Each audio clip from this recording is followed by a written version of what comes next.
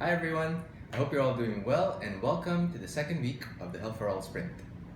Now, last week we talked about the foundations of building a social enterprise by defining your social mission and vision and mapping your ecosystem.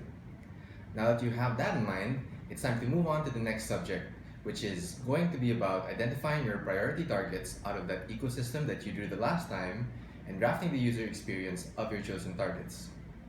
Week 2 is going to be a bit more intensive than the last because we have more ground to cover. So, the first thing that we're going to do together is identify the priority targets that you will focus on. By target, I mean a group of people with shared characteristics who are part of a market and who could be interested in using your solution. You can find these targets by going back to your ecosystem map that you did last week and selecting those players for whom you want to create the most value or the most impact. Once you have a list of all the potential targets, the next step is for you to choose one of these targets to create a proto-persona card. I'm sure right now you're thinking, what on earth is a proto-persona? Well, it's simply the profile of a specific type of person among your target group that is likely to use your offer. It's built based on your own intuitions and hypotheses about this person's needs, behaviors, demographics, etc. And it's created before any fieldwork research. If you remember design thinking, this is part of the empathy phase because what you're doing is really placing the human at the center of the process. You're really trying to understand their needs by projecting yourself into their daily life so you can get to know them better. Lastly, once you've drafted the proto-persona card, it's time for you to draw that person's customer journey or storyboard. This is just a written or drawn representation of the entire user experience when performing an action or using a product or service. How does that person, for example, go about finding a solution to the problem, the one that you're trying to tackle?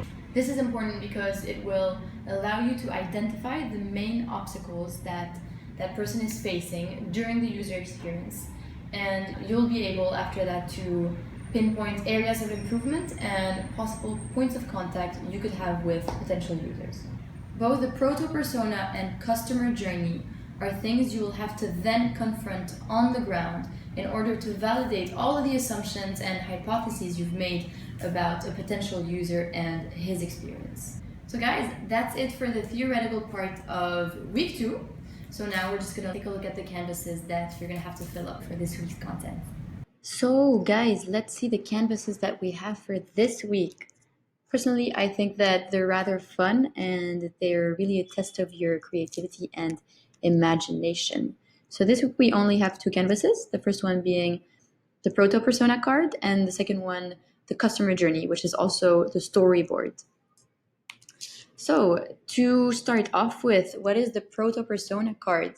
Well, basically, what you have to do here is fill out a card of a proto persona, which is basically a specific type of person that is likely to use your product or service and that is created by yourself before doing the fieldwork and before actually meeting that potential person that could use your offer. So basically, this is really based on your own intuition, experiences, and anecdotal evidence. And what you write down in these boxes are things that you're going to have to then verify on the ground to really validate these assumptions. So that's something that we're going to do next week. So here, pretty simple. You can follow the example that was given to you in the training, and you just have to quickly write down the profile of that person. If it's male or female, you can even draw a little head. And then you have in more detail who is that person, what are his or her thoughts, needs, objectives, interests and activities, fears and limitations, what we also call pain points, and very briefly write down how is that persona fulfilling her need today. So what is the status quo? What is currently happening without your solution? Once you finish drawing out the proto persona card, you are going to have to write down the customer journey or the user experience of that proto persona. Remember, this is also without your solution. And this is basically the user experience that your persona is currently going through, which includes all of the steps. So here you can either write down a short description or a drawing of the steps that this person is going through while trying to fulfill their need.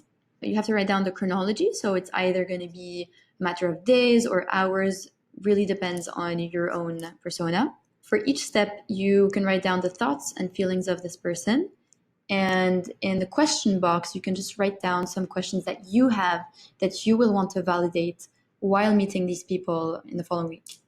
And of course, you can also write down the pain points. So wherever this person faces an obstacle or a challenge in the process, just put one of these little symbols and write down what the challenge is. And this will help you know where to make improvements to their solution and where it's best to introduce your solution if you don't already know. So that's it for the canvases. Thank you guys for following.